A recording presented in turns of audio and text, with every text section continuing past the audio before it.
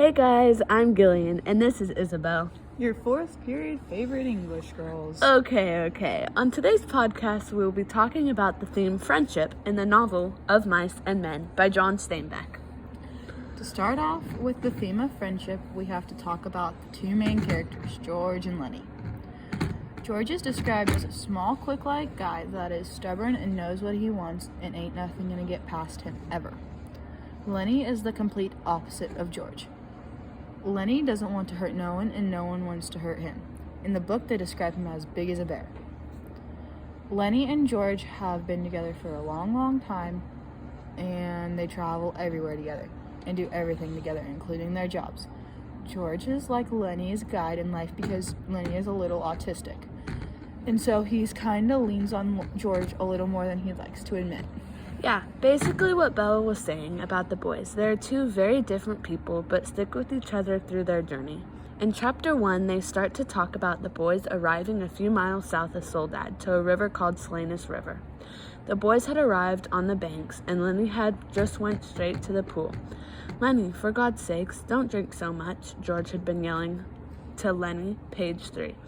The quote that I pulled out is basically saying how George doesn't want to lose Lenny or see Lenny choke on something he can control.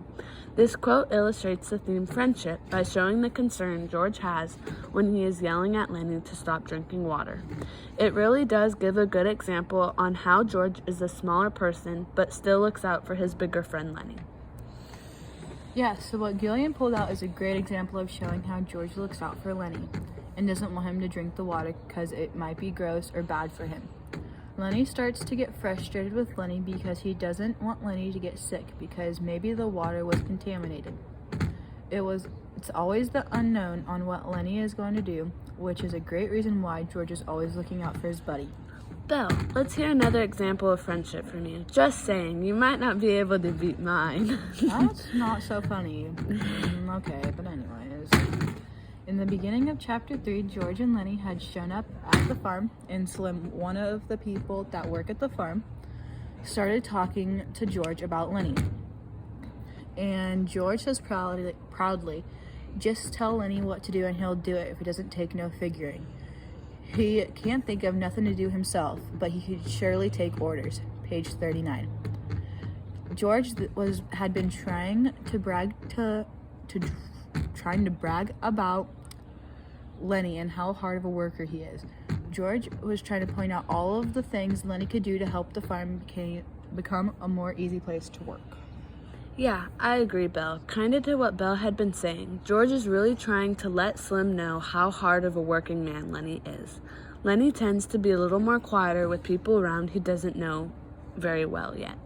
So being the best friend of George, he is watching out for Lenny so he could get the job as well.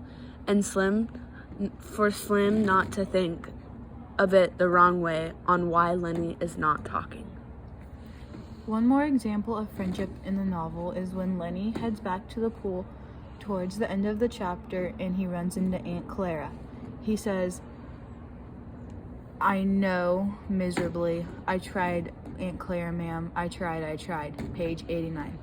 George then comes out of nowhere and promises to Lenny that he's not mad at all, but that he needs to end Lenny's life so that nothing else happens to him. Gillian, don't you agree with me on how ending Lenny's life was the right decision and how it shows a great example of friendship? Yes, I agree, because George is doing the correct thing and was watching over his buddy and making sure Lenny did not have to suffer no more to see what would come next or what Curly would do because of what Lenny had done to his wife. To conclude with our podcast, throughout the book it gave us many different examples on the theme of friendship. The three that we chose were the ones that stuck out to us the most throughout the novel, but there are so many different friendship examples.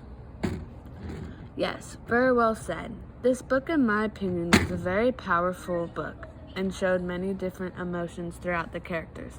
I definitely would recommend this book throughout the years for the upcoming kids, where it teaches life lessons and decisions. Gillian and I have many different opinions on this book. In my opinion, this book was not my favorite to read. The plot was good, but I feel like it just wasn't for me. I really like the characters and how it was laid out, but this book is either one that you really like or you really don't. And I don't really like it, but that's not saying someone else might not. In today's world, the friendship that George and Lenny show are much more different than the way we show friendship in our high school. The way we show friendship in our high school is very realistic. A lot of the friendship that I notice at our school is always being there for your friend, watching out for another, and just making the campus like a more welcoming place to new visitors and people. Yes, I agree, Gillian. I see a lot of examples of friendship at school daily. Thank you for listening to our podcast about the novel Mice and Men.